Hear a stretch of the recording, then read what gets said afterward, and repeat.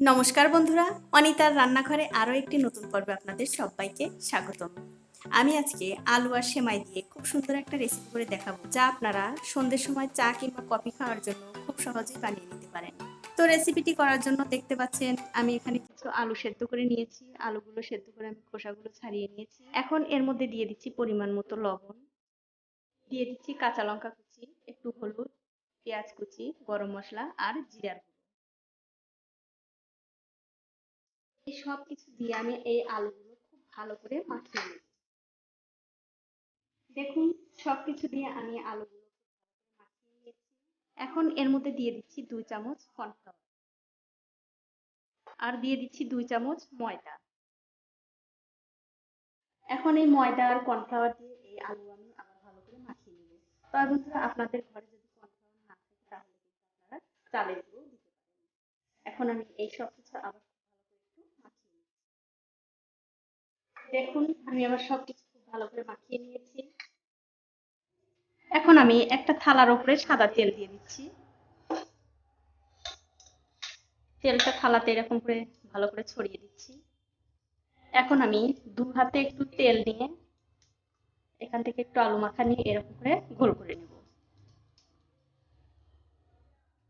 দেখুন, ঠিক এরকম করে এই একই রকম করে আমি সবগুলোই বানিয়ে নেব। দেখুন, আমি একই রকম ভাবে সবগুলোই বানিয়ে নিয়েছি। আর এগুলো কিন্তু বন্ধুরা একটু মোটা মোটা করে বানাতে হবে, তাছাড়া কিন্তু ভালো হবে না।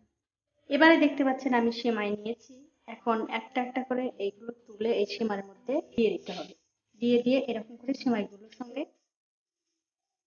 ভালো করে উল্টে পাল্টে মিশিয়ে নিতে হবে।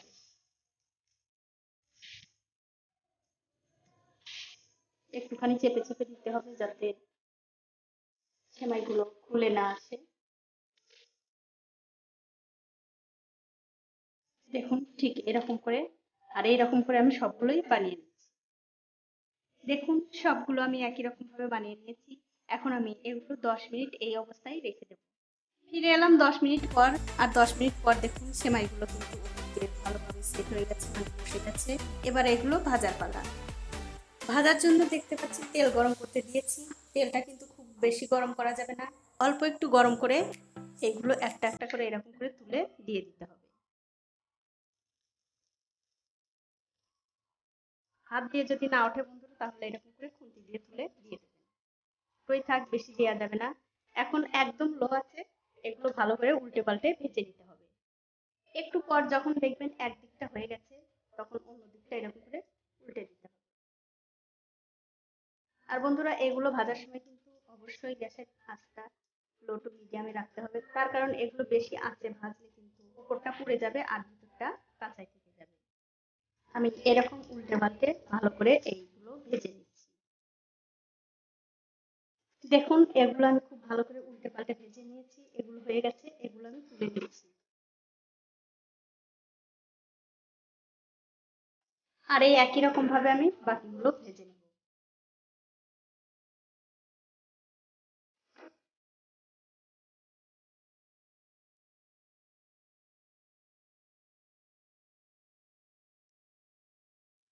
দেখুন, এ কটাও আমি ভালো করে উল্টে পাল্টে ভেজে নিয়েছি। এগুলো হয়ে গেছে, এগুলো আমি তুলে নিচ্ছি।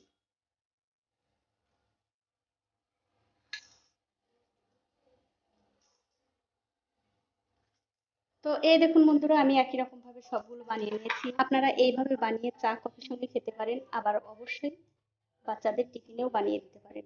তো বন্ধুরা, ভিডিওটি যদি ভালো লেগেই থাকে অবশ্যই একটা লাইক, কমেন্ট আর শেয়ার করতে